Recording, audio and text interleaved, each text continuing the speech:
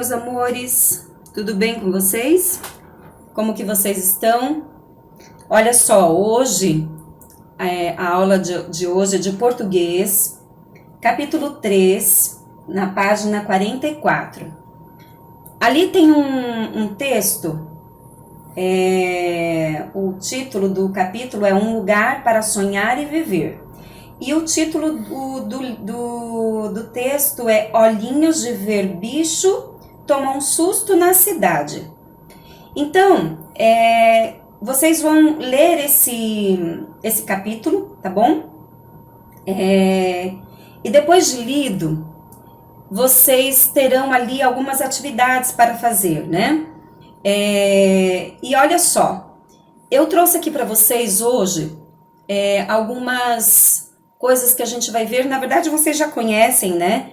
Mas são coisas ali que vocês precisam para poder responder as questões ali das páginas seguintes, né? Então, eu vou falar agora para vocês sobre tempos verbais, né? E aqui, verbos no passado. Olha só, lá no texto tem essa parte, esse trecho, né? Então, vamos ler aqui, ó. Quando eu morava na fazenda, eu era muito bicho. Todo dia eu levava o almoço para o meu pai. Ele trabalhava numa roça longe da fazenda e demorava um tempão para chegar lá. Olha só, então aqui nós temos verbos no tempo passado, né? Então, quais são esses verbos? Então, aqui estão, ó, morava, era, levava, trabalhava, demorava.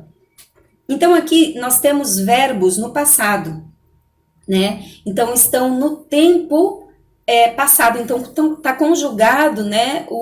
Esses verbos, eles estão conjugados no passado. Então, o verbo morar, né? E assim por diante. Todos os outros verbos, eles estão no passado, tá certo?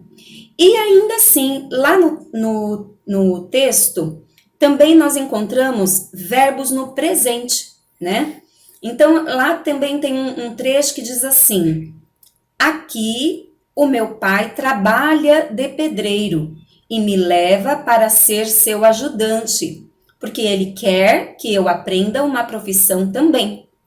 Então, nesse trecho aqui, nós encontramos verbos no tempo presente. Então, quais são os verbos aqui? Verbo trabalhar, levar e querer, né? Então, só que eles estão conjugados no presente. Então, aqui, olha. Então, trabalha, tá? Está no presente. Leva, está no presente. Quer, está no presente. Tá certo? Então, aqui nós vimos, então, né? Os tempos verbais. Então, no passado e no presente. Tá certo? Então, ainda lá na página 50, na verdade 51, nós vamos encontrar exercícios sobre acentuação gráfica. Na verdade, vocês também já conhecem, né? Mas, então, aqui a gente vai rever, né? Então, olha só. Então, ali tá falando sobre monossílabas tônicas, né? Então, monossílaba tônica. Então, mono, uma, né? Então, monossílaba, uma sílaba. Então, uma sílaba tônica. Então, as sílabas tônicas, né? Acentuadas, elas são terminadas em A, E O, né? A, E, O, né? E no plural, as, es, os, tá certo? Quando termina em I e U, não se acentua, tá certo? Muito bem. Então, ali no livro, ele tá pedindo para você copiar de jornal, de revista, né? Monossílabas tônicas terminadas em A. Então, aí você vai procurar, né?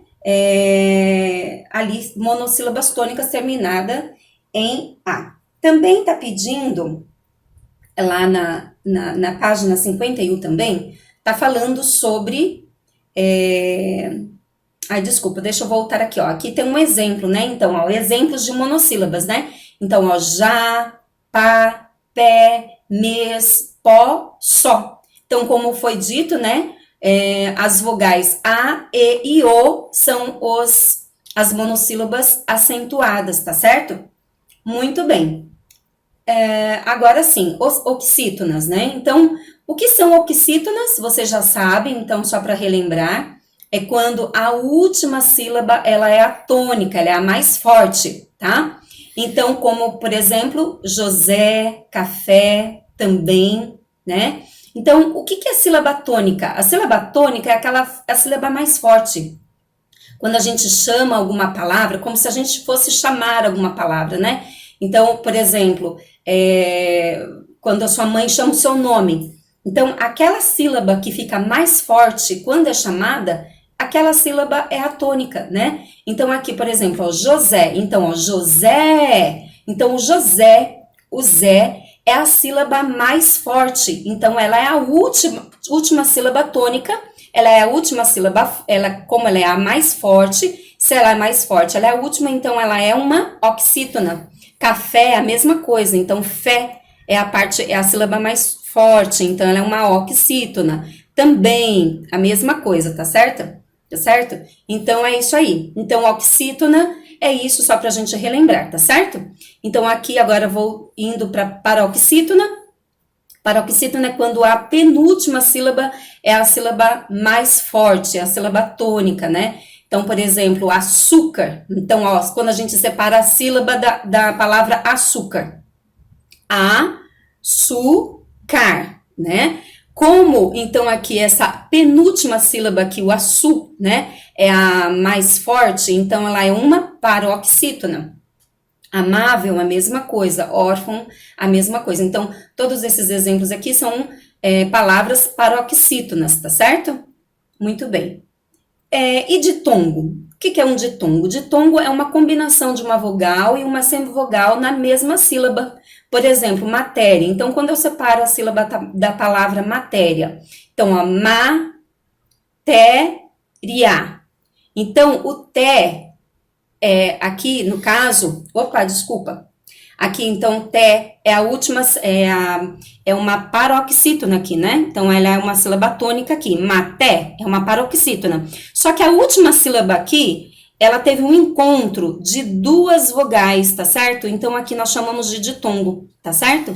Aqui, córnea. Então, ó, córnea. Então, as duas últimas vogais aqui, elas estão juntas na mesma sílaba, então ela é chamada de ditongo. E aquário é a mesma coisa, aquário. Então essas duas vogais, uma vogal, uma semivogal, elas estão juntas na mesma sílaba, ela é um ditongo.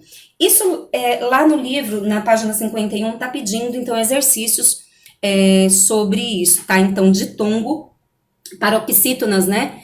Terminadas em ditongo, tá bom? Então, são conteúdos que vocês já viram, mas estamos aqui para a gente rever, né? Espero que vocês tenham lembrado, aprendido, e qualquer coisa vocês podem rever o vídeo ou podem me perguntar também, tá bom? Então, até a próxima aula e um beijinho da prof.